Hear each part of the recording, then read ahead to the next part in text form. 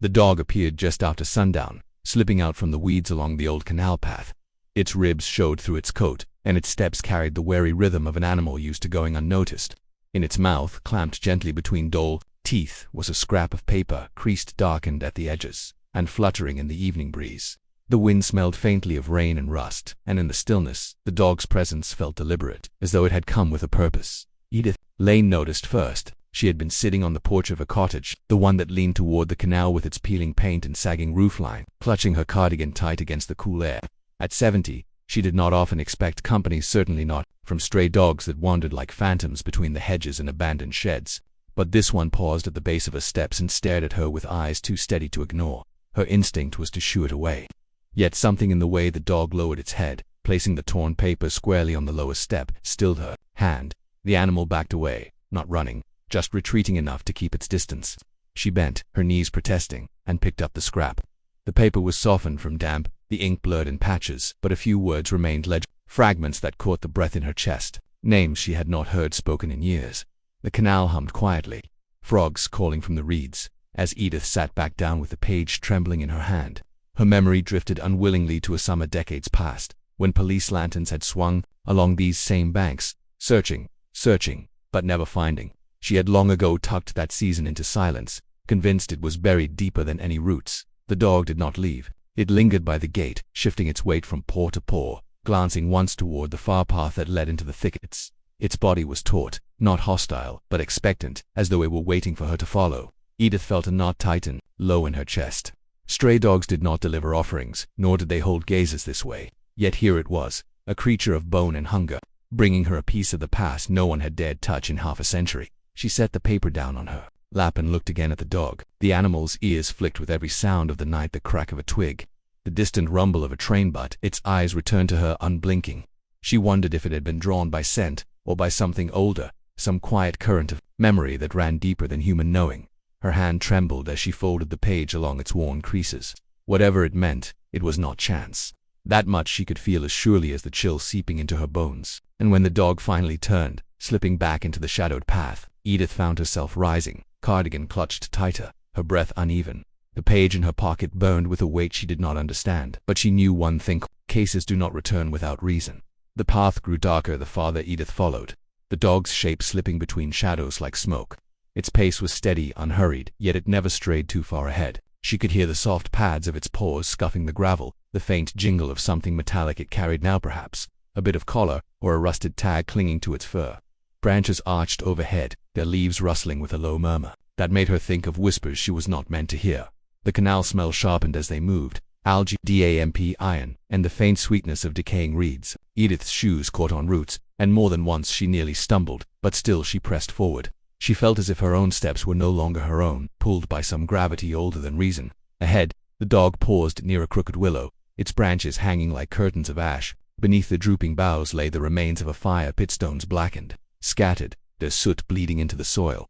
The dog lowered its head again, nosing the dirt with soft persistence. A second scrap of paper emerged from the loam, as though it had waited there, buried shallow, for this moment. The dog pawed once, then stepped back. Edith stooped, lifting the page carefully, her fingers trembling. This one bore sharper lines, the ink less ruined. She could make out a date, June 14, 1972, scrawled at the top in hurried hand. The words beneath were jagged, fragments of someone's panic, a note written in haste. They know, not safe, if found here. Her breath left her in a slow hiss. The year marked the height of those endless searches, when the boy had vanished along these very banks. His name still lived in town whispers, though softened by time until few cared to speak. It allowed, yet here lay proof that something more than rumor had been buried. The wind shifted, and she felt a drizzle begin to prick her skin. Thin, cold drops tapped the leaves, quickening into a soft rain. The dog did not flinch. Its fur darkened ears, a slicked back, but it stood as though rooted, watching her with patient insistence. She tucked the page into her cardigan, pressing it close, the damp already threatening its frail paper fibers. Then, in the dim wash of rainlight, she noticed something beyond the fire pit, a shape in the ground, long, uneven, covered by moss. A nettle, not a grave, not quite, but the earth bore a sag, a depression too deliberate to be dismissed as chance. Her knees buckled slightly, not from weakness, but from the weight of knowing. This was no animal's burrow. Someone had pressed the earth here long ago. The dog moved closer, standing just within the willow's shelter. It did not bark or whine, only stared at her unblinking, as though asking if she would turn away again as she had in the past. She felt the chill tighten around her chest. Her hand hovered, uncertain, above the mossed earth, not quite touching. The drizzle thickened, the drops tapping like a clock counting seconds she could not reclaim. For a moment she thought of leaving, of retreating into her cottage and letting the rain wash this night away.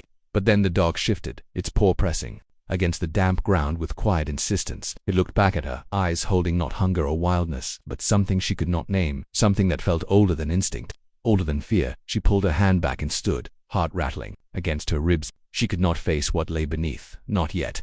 Instead, she turned toward the path, clutching the folded scraps in her fist. The dog followed a pace behind, silent, its paws whispering against wet soil. When she reached her gate again, she noticed the drizzle had stopped, leaving the air heavy, soaked with scents dredged up by the rain. She looked down at the papers in her hand, and only then saw what she had missed in the firelight haze, the faint outline of initials, written at the bottom corner of the newer page. Not his initials, the boy's, but another set, unfamiliar, curved in a flourish that carried a strange familiarity. Her breath caught. She knew she had seen that hand before, long ago, across a ledger or a signed notice tacked on the town board. It reframed the silence of those searches, the way the questions had been left to rot. Someone she had once trusted. We had touched these pages. The dog sat at her feet now, wet fur plastered to its frame, its ribs rising and falling. It gave a single shake, scattering drops across the porch boards, then settled with its chin on its paws, as though it too would wait for the next step. Edith folded the papers again, but the initials glared through her memory, refusing to vanish. Some truths had only been sleeping beneath the surface. She realized, with a cold certainty, that her small decision to follow tonight could not be undone. The wind carried a sharper edge that night, rattling the reeds until they whispered against one another like old paper. Edith followed the dog, down the narrow canal path, her shoes sinking softly into the damp soil. The creature stayed ahead but never out of sight, pausing now and then to glance back, as though measuring her resolve. Its ribs caught the slant of moonlight, and for an instant she thought it looked less like a stray and more like a guide, tethered invisibly to the secret it was leading her toward. The path tightened where willow branches arched low, their leaves brushing her hair with cold touches. Edith's breath rasped in her throat. She hadn't walked this way in years, not since the search ended with nothing but silence and unanswered questions. The torn diary page pressed against her thigh from inside her pocket, its weight growing heavier with each step. The dog stopped, at a collapsed fence post, nosing at the earth. Its paws scraped at the soil with slow insistence, uncovering shards of glass, rusted tin, and something pale caught between the roots. Edith crouched despite the stab in her knees. At first it seemed like bone, but closer, she saw the warped spine of a notebook, its pages long gone to mildew. She reached toward it, then hesitated. The ground smelled of iron and rot, and behind her the wind seemed to hush all at once, as if waiting. Her fingers brushed the ruined notebook, and a shiver traveled up her arm. It was not what she expected to find. She had thought the page might have drifted from some forgotten pile of litter, but this was deliberate, as if the earth itself had been keeping the rest until tonight. The dog lifted its head suddenly, ears taut, and gave a low growl, not directed at her but at something deeper in the thicket. Edith froze, her heart clattering against her ribs. The branches beyond swayed, though no breeze touched them now. Shadows shifted with a weight she could not name, and she felt the unmistakable sensation of being observed. For a long moment, neither she nor the dog moved. Then, from the dark, a faint sound carried across the waterwood, knocking against stone, rhythmic, steady. It reminded her of the search lantern poles striking the bridge rail all those years ago, when men with grim faces swore they would find what was missing. The sound returned now like an echo, pulling her back into memories she had spent decades trying to silence. The dog pressed closer, brushing against her leg. Its body trembled, not with fear alone but with urgency, as though it wanted her to understand what lay beneath this soil and silence. She placed her hand gently on its head, feeling the wiry fur, the warmth of a creature that should have been nothing more than another stray. Yet it was here, guiding her, insisting. Something shifted inside her then. The numbness that had settled over the years cracked, letting in both dread and clarity. This was not an accident. Whatever the dog had brought her was meant to be seen, meant to unsettle the still water of the past. She straightened slowly, clutching the ruined notebook, the page in her pocket, and let her eyes adjust to the darkness. Beyond the fence, the knocking had ceased, replaced by a stillness that pressed harder than sound. The reeds bent once, as if something large had passed through, leaving only ripples behind. Edith's breath clouded in the cooling air. She could walk away, return to her cottage, and close the door against what had stirred tonight. But the dog did not retreat. It waited, staring down the path with a patience that unnerved her. Its body was poised, not for escape but for persistence. She stepped over the fence post. The soil gave beneath her shoe, damp and reluctant. Somewhere in the thicket, another page might wait, or another fragment that would piece together the silence of years. The thought filled her with both dread and a sharp, reluctant hope behind her. The canal lapped softly as though erasing her footprints as soon as she left them. Ahead, the shadows thickened, and the dog slipped into them without sound, leaving her no choice but to follow. Her hand tightened around the broken spine of the notebook. She did not know yet what she would find, but she knew one thing with absolute certainty. Nothing she uncovered tonight could be set aside again. Rain began. As a fine mist, soft enough to blur the outlines of the canal reeds and turn the lamplight into halos, Edith followed the dog along the narrow path, her shoes sinking into the softened earth, the diary page folded tight in her pocket. The animal's gait was purposeful but uneven, a slight hitch in its hind leg with every third step. It never looked back, yet it slowed at each bend as if waiting for her to keep close. The air smelled of wet stone and iron. Each drop tapped against the leaves with a rhythm that felt less like weather and more like a warning. Edith's chest tightened, not only from the damp but from the sense that she was walking into the marrow of something unfinished. The dog stopped abruptly at the base of a willow tree, its roots gnarled deep into the bank where the water curved. Sharply, there, caught between two exposed roots, was another scrap of paper darker, clotted with mud, edges torn as if ripped in haste. She bent, her fingers trembling as she pried it free. Unlike the first, this fragment bore only half a line, but the words struck harder. The night by the bridge. She froze, every sound around her muffled except for the thin rush of water beneath a willow. That bridge was gone now, collapsed decades ago, but she remembered its silhouette against summer dusk, and the shouts of men searching beneath it. The dog pawed at the ground, restless, its injured leg dragging slightly. The wound was older, perhaps from wire or stone, but every movement deepened its limp. Edith's impulse flickered help it, bind it, call for someone, but the animal resisted closeness, retreating just enough to remain untouchable. Still, it did not flee. It circled her slowly, eyes steady, waiting. The drizzle thickened, matting the dog's fur and soaking through Edith's cardigan. She tightened it across her chest, her breath trembling. A question formed, not spoken, only felt, whether the dog had carried these scraps from instinct, or whether someone, somewhere, had guided it. For a moment she thought of the unmarked grave that locals whispered about, the one that had never been proven real. Her mind resisted, but her body felt the truth pressing closer. A branch cracked in the thickets beyond the path. Not the scatter of a bird, nor the tremor of wind. It was heavier, deliberate. The dog's ears shot forward, its body stiffening, hackles faintly rising. Its gaze locked not on Edith but on the darkness just past the willow. She followed its stare and saw nothing, only the dense wall of brambles shifting in the rain. Yet her pulse knew otherwise. The dog gave a low sound, not a bark, more like a warning growl pushed through tired lungs. Edith gripped the sodden paper tighter. The night seemed to fold inward, the drizzle muffling into silence except for the drip of water from leaves. She could not tell if the danger lay in the unseen presence, or in the memory that the page itself revived. Stillness held them both, woman and dog, at the edge of something neither wanted yet could not turn from. The animal shifted, limped a step, closer, and pressed its body low to the ground, eyes unblinking toward the thicket. Edith understood without words. Whatever truth had been buried was not just written on paper, was moving again, alive, waiting in the shadows of the canal path. She drew in one unsteady breath, her palm against the diary fragment, and stepped forward once, a decision made not by courage but by the weight of what could no longer stay hidden. The rain eased to a mist that hung like breath over the canal. Edith stood beneath the willow, the dog crouched low at her side, both watching the thicket as though it might split open. For a long while, nothing stirred except the dripping branches and the muted rush of water. Then, slowly, the unseen presence receded, the shifting brambles stilled, and the silence carried its own uneasy answer. Whatever had been there was gone, or perhaps had never truly been. Yet the page in Edith's pocket felt heavier, as if its weight belonged not to paper but to the years it represented. The dog rose from its crouch, favoring its injured leg, and limped a few steps toward her. For the first time, it allowed her to draw close. She knelt, not speaking, and touched its damp fur.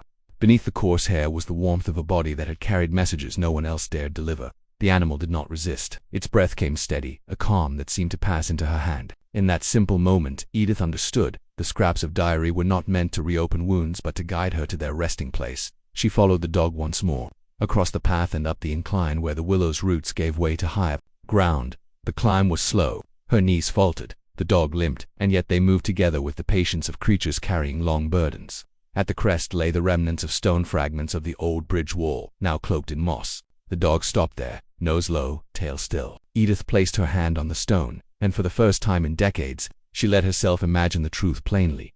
The searchers had not failed. The one they sought had simply been claimed by this place, absorbed by earth and water until only memory remained. The conflict had never been with others. Not really. It had lived inside her, in the silence she kept and the questions she smothered. The scraps of diary were only reminders that silence, too, leaves traces. In the quiet, she saw that the dog was not reopening a case but closing it, drawing her to the end of a circle that had spun too long. The words blurred on the damp paper, but they no longer mattered. What mattered was the acknowledgement, unspoken yet final, that what was hidden had always been here. She sat on the stone, letting her breath steady, the mist cooling her cheeks. The dog rested at her feet, its body stretched against the moss, eyes half closed as if its work were done. For a moment, she felt the urge to carry it home, to nurse the limp, to fold this night into her solitude. But the thought passed, replaced by something quieter. The animal belonged to no one, not even her. Its role was not to stay but to lead, and to leave once the message was carried.